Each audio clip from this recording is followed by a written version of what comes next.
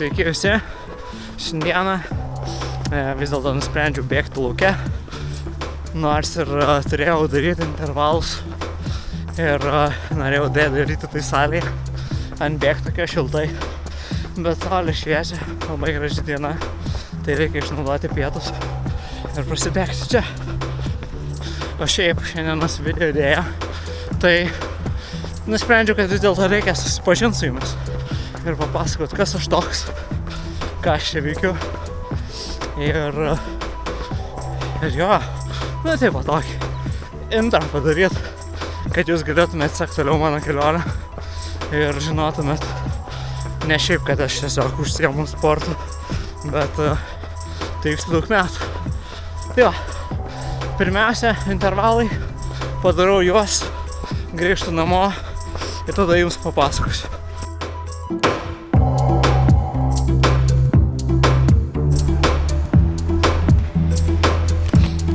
Bėgu apšilimą, tai dar susirinkau ir siuntas, o dabar apšilimas jau kaip ir pabaigtas ir darysim 8 kartus po 90 sekundžių.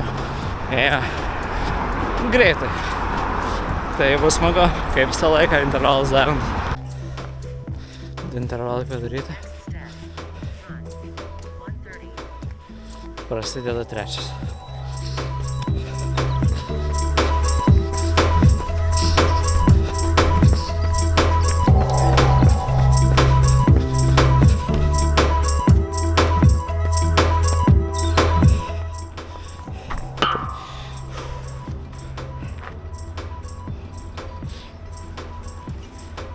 Intervalai padaryti. 8 po 90 sekundžių. Kažkur tai 3:40 peiso. Kem 5 sekundės poilsio. Ir jau. Viskas. Smagu buvo. Gerai tokį padaryti. Ačiū treneri.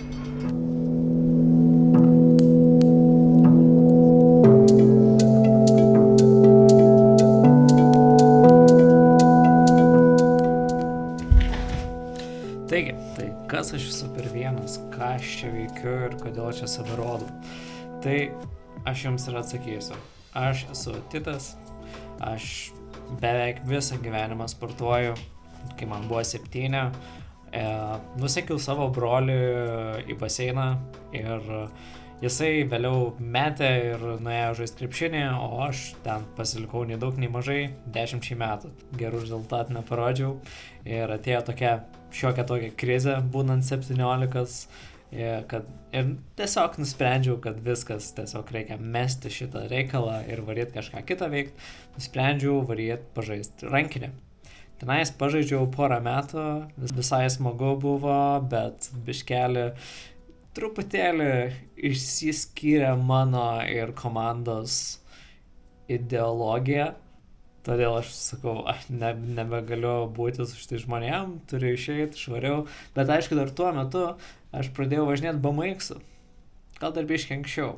Jo, aš pradėjau važinėti BMX-u 2013 metais, man rodos, ar 12, kažkada tokiu metu.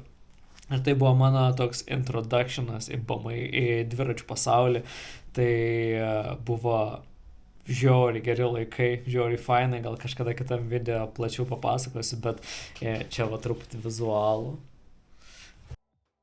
Rankinėje ilgai neužsibuvau ir nuvariau pas trenerį Rickienę, kainai nereikalinga informacija, jums nebent esat iš Panevėžio ir lankėt plaukimą.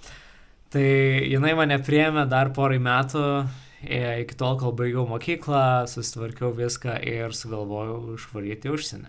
Buvau visiškai out of shape, labai karts nuo karto nuvarydavau gal salę biškelį, gal truputėlį paplaukdavau baseinę, bet visiškai nieko. O galiausiai viskas pasikeitė tada, kai aš sugalvojau įsidarbinti į brandą Nike.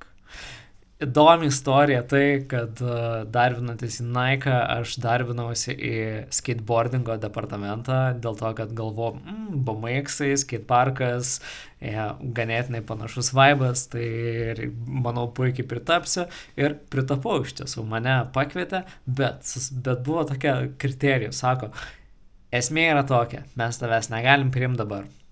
Keistai, kodėl mane pirmiausia iš viso bandė įsidarbinti, bet manęs nepriėmė į skateboardingo departamentą, sako, jeigu nori dabar iš karto darbuotis, tai mes tave kviečiam į kitą parduotuvę. Ta kita parduotuvė buvo bėgimo parduotuvė. Ir ten aš ir įsidarbinau, obviously. Įsidarbinau aš ten bėgimo parduotuvę ir long story short, vienas iš pirmų pokalbių su vadove, kuri buvo bėgikė, jinai šiuo metu yra ultra trailo trenerė Anglijoje. Jinai manęs paklausė, tai ar turi planuose kažką tai ten kokį nors bėgimą, ar kažkur užsiregistravęs esi, kažką nori pasiekti. Ir aš tuo metu net neturėjau minčių, aš negalvojau apie tai ir toks kaip ir net nekilo idėja tokia, kad reikėtų kažkur užsiregistruoti. Bet sugebėjau išsakyti, kad visai norėčiau 10 kg varžybose sudalyvauti. Ir jinai sako, puikiai, aš tau padėsiu.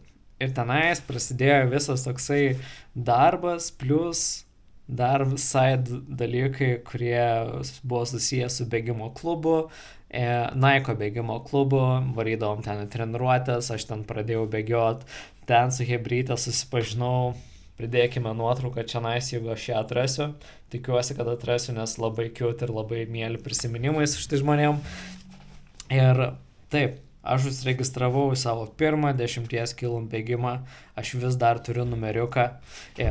Einam parodysiu šimį. Buvo šitas. Yra mano pirmas numeriukas. Run and become. And I became. Pradėjau aš ten bėgiot.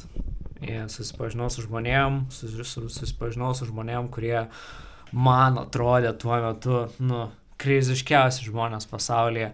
Jie bėgiojo labai daug kilometrų, labai greitai ir tuo pačiu metu tarp tų visų žmonių sutikau pirmuosius tuos Ironmanus. Ir jie papasakodavo apie savo patirtis ir kaip jie visi tenais turėjo didžiausią gyvenimo iššūkį sudalyvauti Ironmane. Ir pradėjau ir aš galvoti, kad kažkada norėčiau ir aš, bet taip kaip ir nedrąsu, tokia skamba didelė, ilga distancija. Ir tikriausiai ten ir pasisėjo mintis, kad norėčiau sudalyvauti ir aš. Kiek laiko praėjo?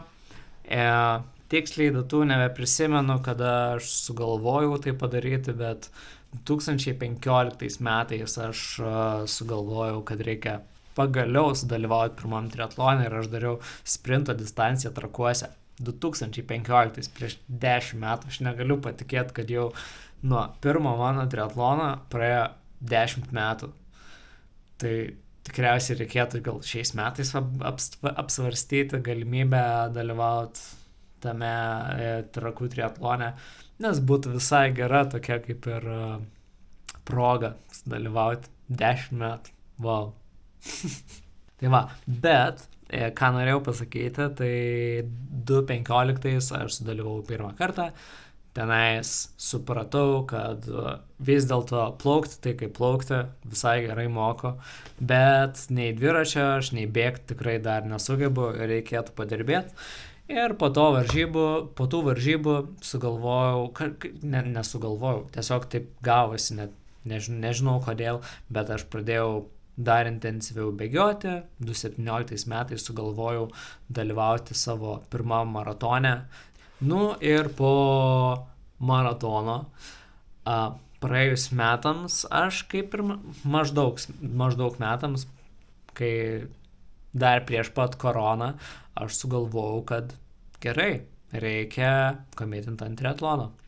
Ir pradėjau sportuoti intensyviai, bet šitą jau dalį pasakojimą, nes kadangi jau priėjom prie triatlono, perkelsim į kitą video dalį, ir pašnekėsim apie triatloną jau kitame. Tai ačiū visiems, kad žiūrit ir kad klausot, kad komentuojat, kad domitės ir tikiuosi susitiksim kitam video. O dabar